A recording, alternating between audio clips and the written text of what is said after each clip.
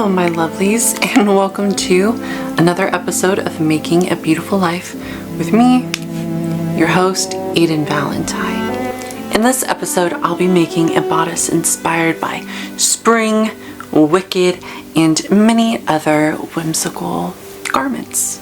Now, I'm sure we have all seen Wicked by now, and when I say that Paul Tazwell is a genius, I mean it. His designs in this movie are so scrumptious, magical, and detailed. I love them. They have filled a void in the hearts of those whom love costume and design. And when I tell you, usually, historically speaking, we normally have a lot of good stuff to eat up, but I don't know what's the deal with Hollywood lately. They have just not been nailing it with costumes. But this isn't about them. Now, generally speaking, Glenda's color palette and silhouettes, I'm already very familiar with. Those are realms in which I play in all the time. But there is a truly stunning, organic, and ethereal quality to Elphaba's wardrobe. Almost as if her wardrobe was conjured by her own magic, which, love that. I need to calm down. I'm feeling like Alexis Rose right now. Anyway, so I wanted to create a garment, if you will, because that's what it is. It's a garment. I just had to look inside my brain for the words. Why is everybody playing their music so loud right now? It's a Tuesday.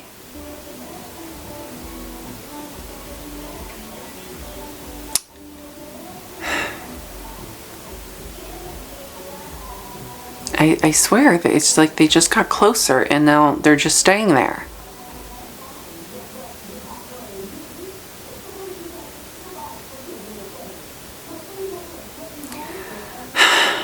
So I wanted to create a garment that really represented the seed of change that Elphaba planted in Glenda.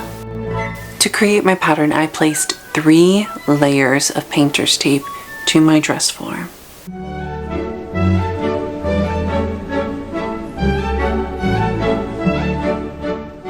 Each layer alternating between laying my strips horizontal and vertical.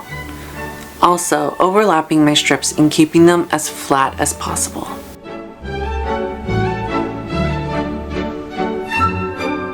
To find the center of the front of my dress form, I measured the distance between the peaks of my breasts on my dress form. Now, taking twine, I lined it up with my marking, held it straight down to mark that center front.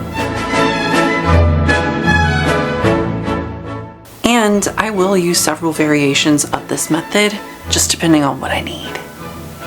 Once again, the Alexis Rose hands are really active today.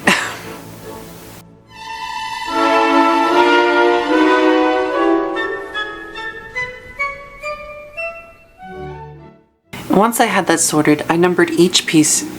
What is up with all of this noise? Oh my gosh. This is why I don't film during the day, usually. Usually I film at like 2 o'clock in the morning. But I'm trying to have like a normal sleep schedule. Because I'm seeing somebody new and he's got a responsible sleep schedule. So I'm trying to be responsible as well. Come on, universe, let me be responsible. Thank you.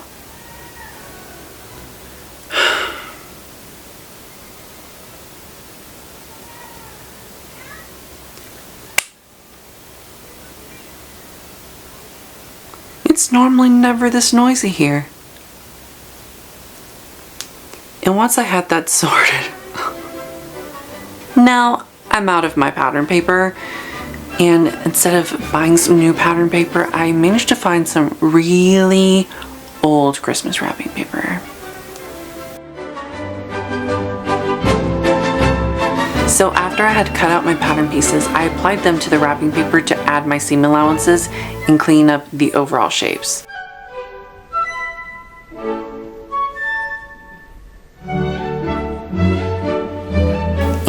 I did 1/2 inch seam allowances.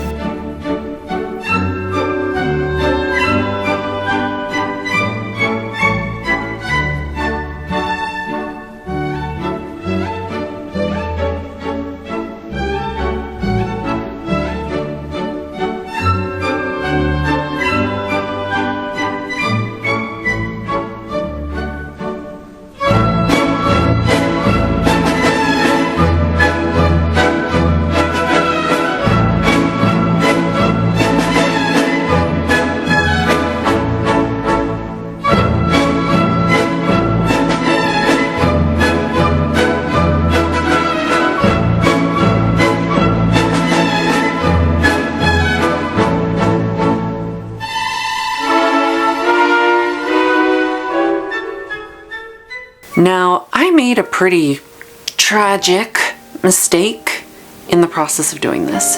So with my center front panel, that is meant to be cut on a fold. And so the edge that had where you're supposed to line it up with the fold, I added a seam allowance to that. But there's no seam, there's gonna be no seam there. So I added a whole inch to my entire garment, and it took me a very long time to catch that mistake, and I only caught it after I had cut out all of my pattern pieces in my fabric. It kind of threw the whole fit off, but I managed to find like a workaround. It doesn't fit quite as nicely as I would have liked, which is really unfortunate. But yeah, just double check your work. But the biggest problem with this mistake is that there's just not going to be a lot of support for the girls, which is very unfortunate. So I'm gonna probably add like some extra padding at another point, not in this video, to just kind of help push things more where they're supposed to be. Now, my first fabric is a Duchess satin. I love a Duchess satin. I've bought so much of this fabric, and so I'm really just trying to utilize as much of it as possible.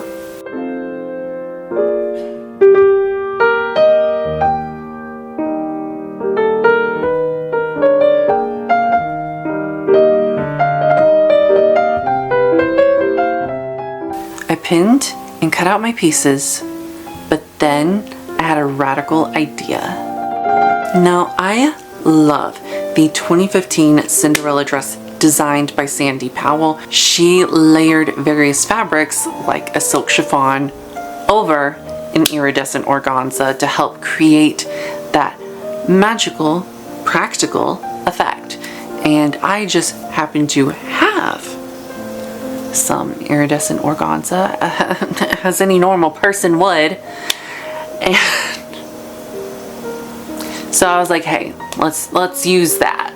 But I really didn't want solid panels, so I cut out some leaf shapes and glued them on in strategic places.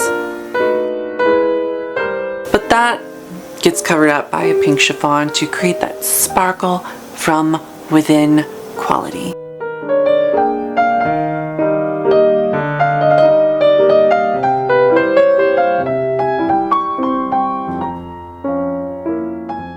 I just glued my Duchess satin pattern pieces to my chiffon using a gentle amount of spray adhesive and just recut them out.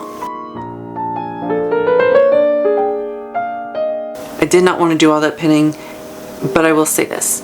I regret not doing all that pinning because it created another problem for me later. So anything worth doing is worth doing right. But you know, once again, just trying stuff, seeing what works.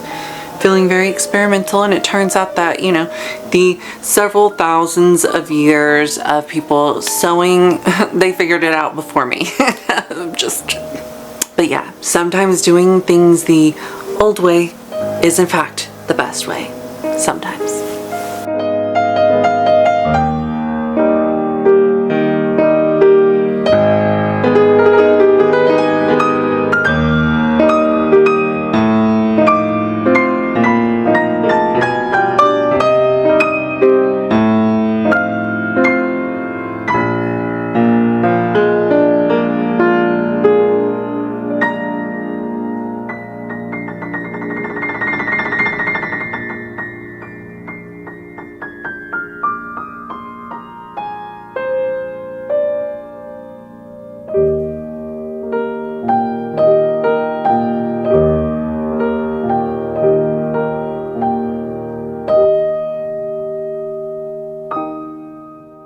Now, I didn't film myself ironing a lot in this episode because, like, it's ironing.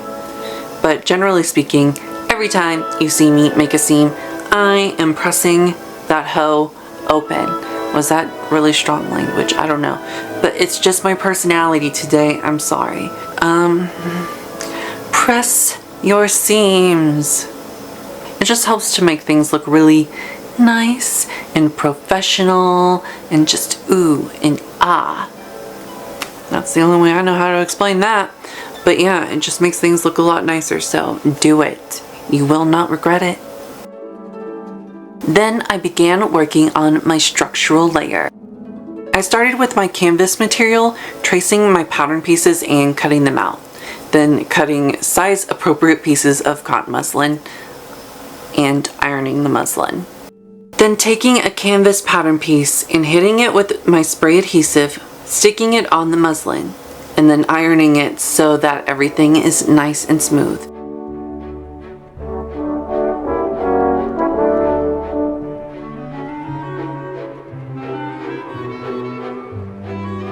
I really only cut one side because I wanted to add a ton of cording to this bodice, and whenever you're doing stuff like that, your fabric can shrink very quickly, so I left excess fabric on one side of my pattern piece so that I could add my cording and then cut off the excess later. That way I can pull the muslin fabric back, place a cord, then with the zipper foot attachment I can get real close to my cords.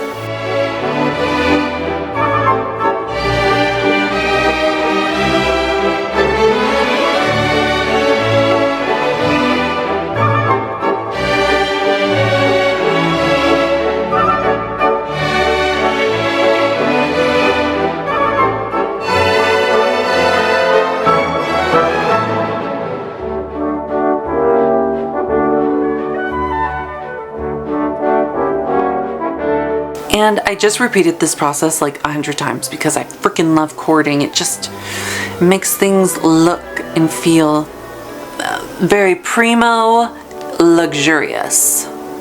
Which, who doesn't want that? Just,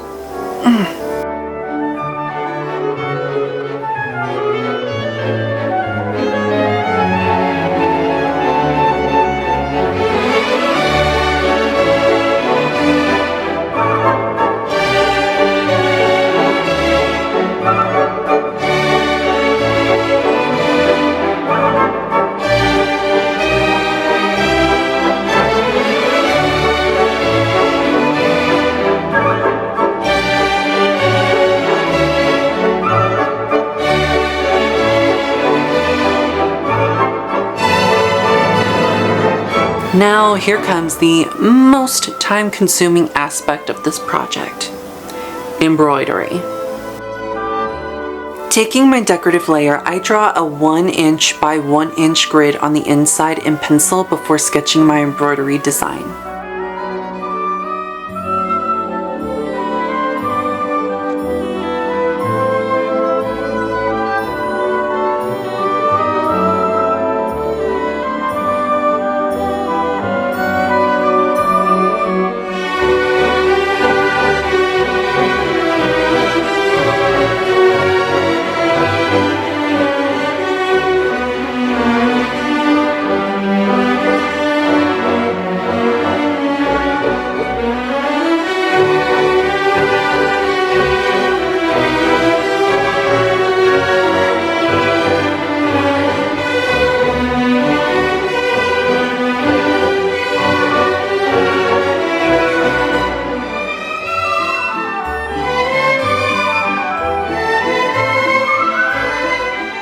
For this project, instead of using embroidery floss or embroidery thread, I decided to use crochet string, which was very risky. If you're ever feeling like, oh wow, I should really try using this on this fabric to embroider, grab like a scrap piece of that fabric that you're about to work on and just try it on that fabric first, because if you use the wrong thing, you can really like ruin your fabric, snagging stuff, So yeah, I did test this out on a scrap piece of fabric first, and it all worked out just fine.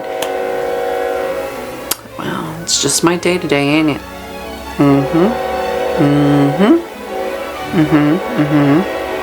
Yup.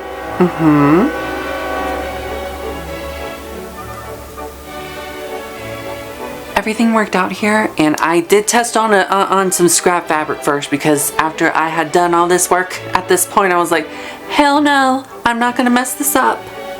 So yeah, I did actually do something smart here. So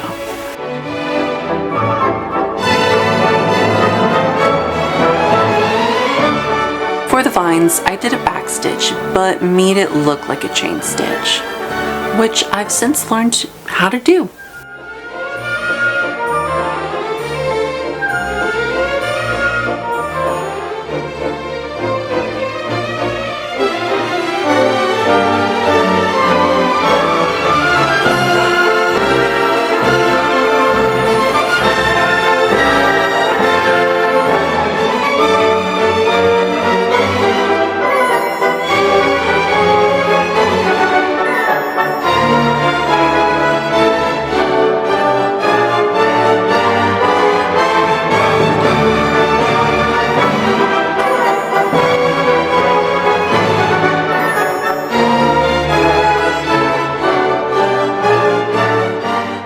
And for the leaves, I did a herringbone stitch.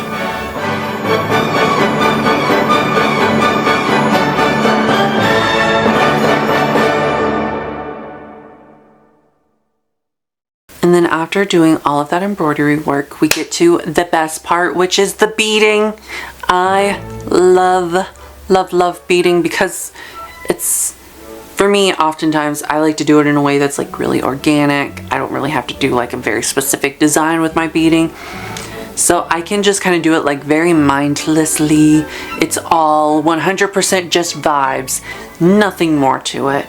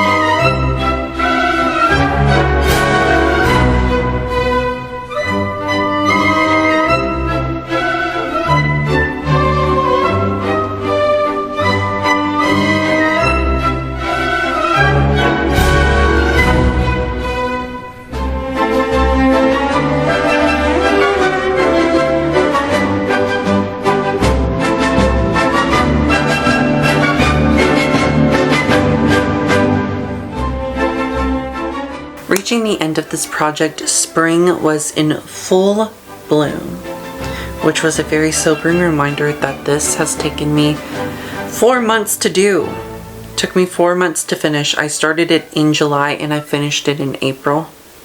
July? No, I started this in December and finished it in April. Why July? Why did that just come out? Oh no. But yeah, if you're ever wondering why it takes me so long to upload sometimes, I just want you to know that I have a day job, and usually by the time you're seeing a new episode, I've already started another one. So I'm trying my best. That's all I can do.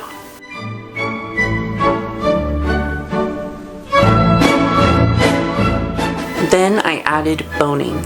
26 bones to be exact, which took a full day because stuff was glued together.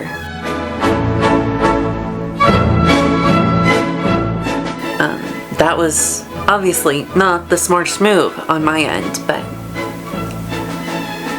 I made it work. Now, I really did not get a ton of footage of like the finishing process of this garment, but I'm trying. So I'm going to do better about that in the future.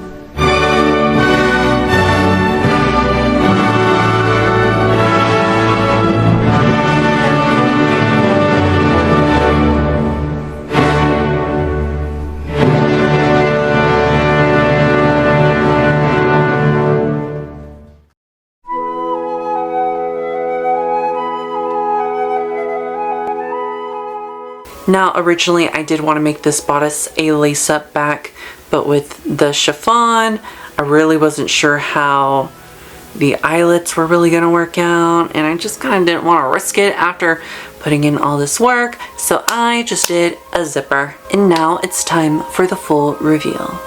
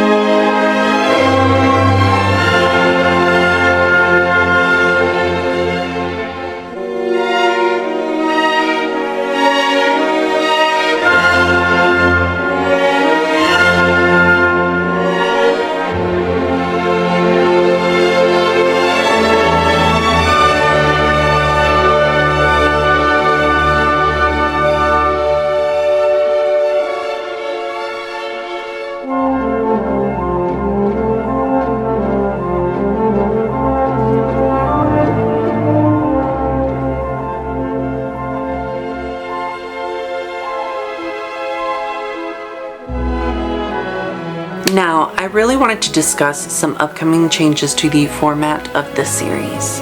In the future, I plan on breaking down each of my projects into multi-part series to not only allow me the ability to upload more often, but to dive further and deeper into my projects. I'm really wanting to put an emphasis on the educational aspect of what it is that I'm doing and why I'm doing it. So I just really want to be more intentional moving forward. I really hope that you found this episode educational or entertaining, or at the very least, visually appealing. I love you oh so very much, and I hope you rejoin me in the next episode. And remember, if you're going to believe in anything at all, why not believe in yourself? Bye!